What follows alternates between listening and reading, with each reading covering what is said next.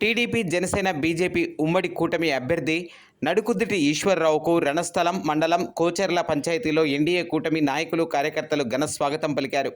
ఈ సందర్భంగా ఎన్ఈఆర్ మాట్లాడుతూ ఎన్డీఏ కూటమిని గెలిపిస్తేనే అభివృద్ధి సాధ్యమవుతుందని తెలిపారు.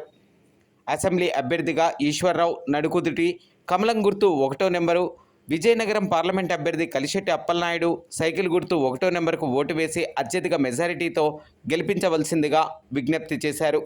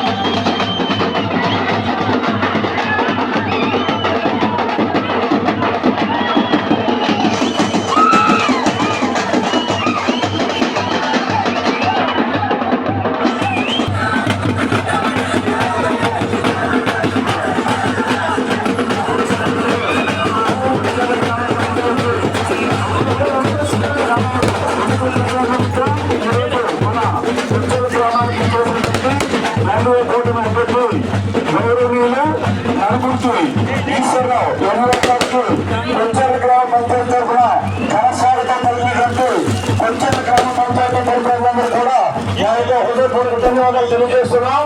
అలాగే రేపు 13వ తారీఖు జరగబోయే అసెంబ్లీ అలాగే పార్లమెంట్ ఎన్నికల్లో